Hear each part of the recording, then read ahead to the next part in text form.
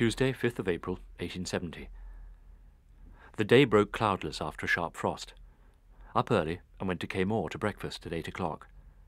Drove to Hay in Morell's carriage. We drove on to Llanthony, the air fresh. Cold driving. Alighted at Llanthony village and sent the carriage back. Walked up by the church and took the field path to the Llanthony farm. Down the pretty steep winding lane we went skirting the Llanthony. Across the valley at the mouth of a great dreadful dingle stood the ruins of the house which was swept away while the people were dancing, by an avalanche of snow, or a torrent of snow water let loose by a sudden thaw. A young man who was coming up from Llanthony to join the party was saved by his greyhound unaccountably hanging behind, whining and running back, so as to entice his master home again. I had not seen Capel y Ffin for 4 years, but I remembered the place perfectly. The old chapel, short, stout and boxy, with its little bell turret. The whole building reminded one of an owl.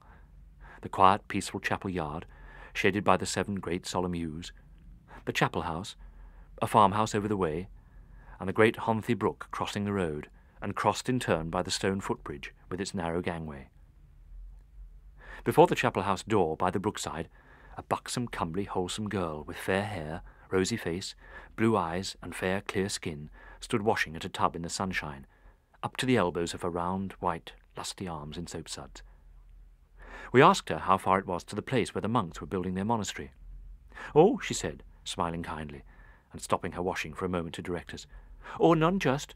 Please to go over the brook and up the lane." 2 tramps were lounging against the bridge, lighting their pipes, and said to each other when we had passed, "They're only going to see the monks." A few minutes' walk up a lane now dry, but which is probably a watercourse in winter, and looking through the hedge we exclaimed, "There they are." 2 black figures were working in a sloping patch of ground laid out as a garden, one digging and the other wheeling earth to him in a barrow. They were dressed in long black habits, girt round the waist with scourge cords knotted at the ends and dangling almost to the ground. The black hoods or cowls were drawn over their heads, leaving their faces bare, and their naked feet were thrust into sandals, with which they went slip-slop along, as with slippers down at heel. They looked very much like old women at work in the garden. It does seem very odd at this age of the world, in the latter part of the 19th century, to see monks gravely wearing such dresses, and at work in them in broad day. One could not help thinking how much more sensible and really religious was the dress and occupation of the masons, and of the hearty, healthy girl washing at the chapel house, living naturally in the world, and taking their share of its work, cares, and pleasures, than the morbid, unnatural life of these monks, going back into the errors of the Dark Ages, and shutting themselves up from the world to pray for the world. We crossed a field and the fold of a farmhouse, scrambled down a narrow stony lane, and struck the main road again. About a mile above Llanthony we descried the abbey ruins, the dim grey pile of building in the vale below, standing by the little riverside among its brilliant green meadow. What was our horror on entering the enclosure to see 2 tourists, with staves and shoulder belts all complete, postured among the ruins in an attitude of admiration, one of them, of course, discoursing learnedly to his gaping companion, and pointing out objects of interest with his stick. If there is one thing more hateful than another, it is being told what to admire and having objects pointed out to one with a stick. Of all noxious animals, too, the most noxious is the tourist, and of all tourists, the most vulgar, ill-bred, offensive and loathsome is the British tourist. No wonder dogs fly at them and consider them vermin to be exterminated.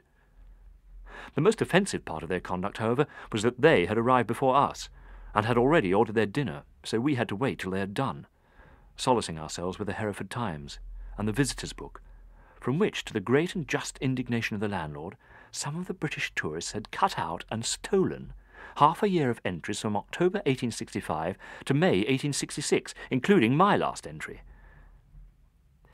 Meanwhile we brought photographs of the abbey and little books about Llanthony and the Black Mountain, and I strolled alone about the ruins. We were hungry, and our ham and eggs fried and served in a pretty upper room were very acceptable. We had also good bread, cheese and butter, and fair beer, for which we paid 2 shillings each. We could not have had a more beautiful day for our excursion. Under the cloudless blue and glorious sunshine, the abbey looked happy and peaceful, like a man in calm, happy, beautiful old age. It was a long pull up to the pass, and we met no one but two of the masons at work at the monastery going home.